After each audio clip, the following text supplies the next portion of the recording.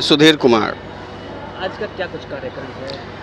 आज का कार्यक्रम सोनपुर डिवीज़न से मंडल से जो दिया गया है वह हम लोग स्वच्छता शपथ लेंगे कि हमारे देश में जो गंभीर बीमारी होती है वह स्वच्छता नहीं रहने के कारण ही होती है।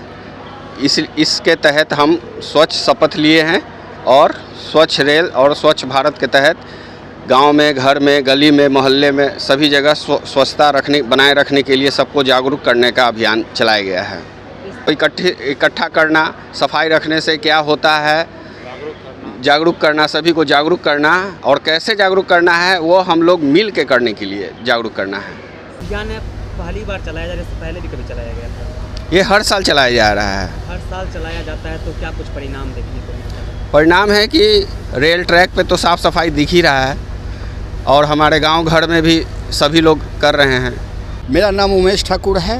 हम देखिए कि स्वच्छता अभियान के तहत आज पूरे भारत में 140 करोड़ मेरे जनता हैं, तो 140 करोड़ जनता में लगभग 70 करोड़ तो मेरा माँ है, किसी न किसी को माँ होता है।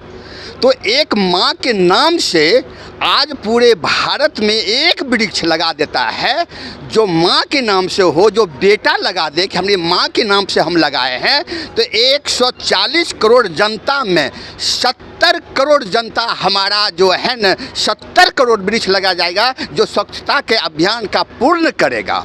और स्वच्छता अभियान के पूर्ण करने के लिए हमारा जो सैकड़ों बीमारी होता है स्वच्छता के कारण होता है, गंदगी के कारण होता है। 1905 में हैजा आया, प्लेग आया, बहुत सा बीमारी आया, वो स्वच्छता के कारण हुआ। तो महात्मा गांधी ने कहा कि हम तो देश को आज़ाद करा दिए हैं, देश की आज़ादी में क्रम में हैं, लेकिन मेरा एक क्रम है कि स्वच्छता भी हम करें और स्वच्छ भारत को ध्यान दे लें।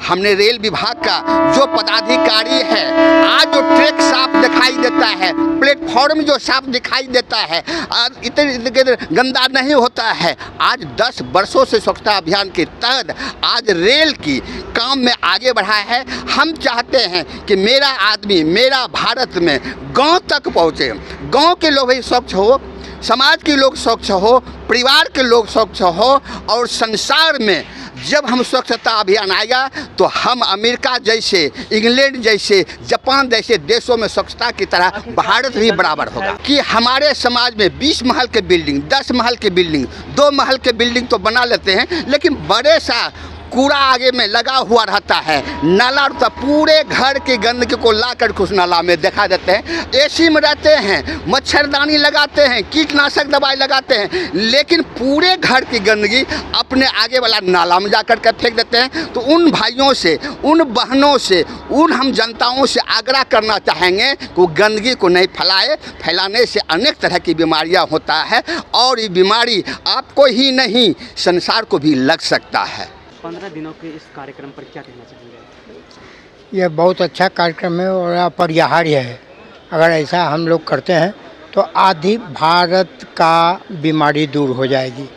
और मैं आपके माध्यम से और इस चैनल के माध्यम से मैं आपको धन्यवाद देना चाहता हूं कि इस विषय पर आपने हम लोगों को किया है, टेकअप किया है। मैं एक बात स्पष्ट संदेश के रूप में देना चाहूँगा कि जितने भी भाई बंधु हैं रेल से यात्रा करते हैं, रेल में देखा गया है कि वो पानी का डब्बा वो लोग रेलवे के ट्रैक पर फेंक दिया करते हैं। मेरा आग्रह होगा कि उसको रेलवे ट्रैक पर नहीं फेंकें और अपने सीट के नीचे रख दें। जो सफाई करने वाले आदमी हैं उसको सफाई करके ले जाएंगे।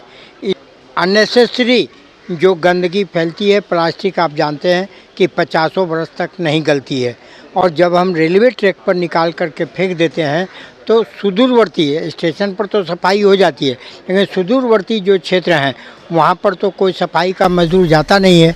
नतीजा है कि वह प्लास्टिक जो है वह समाज के लिए हार्मफुल हो जाता है और उसका नुकसान कहीं न कहीं जनता को भुगतनी पड़ती है। क्या नाम हुआ आपका? मेरा नाम सुभाष चंद्र जोशी हुआ, केंद्रीय संयोजक पूर्वोत्तर बिहार रेल उपभोक्ता संघर्ष समिति सह एक सदस्य JRUCC। हम गांधी जी को उनको कोटि कोटि नमन करते हैं कि ये जीवनदायिनी जो स्वच्छता अभियान चलाने के पीछे यही मकसद है कि आज हमारे कई बड़ी बड़ी बीमारियों से लोग ग्रसित होता है ये गंदगी के कारण, और इस स्वच्छता के माध्यम से हजारों लाखों जो पेड़ लगाने का मिशन पूरा होता है, क्योंकि सफाई के साथ साथ हमारे ऑक्सीजन की कमी हो रही है पेड़ पौधे कटने के कारण। इसके माध्यम से लाखों पेड़ लगाए जा रहे हैं और हमारे ऑक्सीजन को पर्याप्त हमारे बीच में बना रहे, इसके लिए स्वच्छता अभियान चलाया जा रहा है।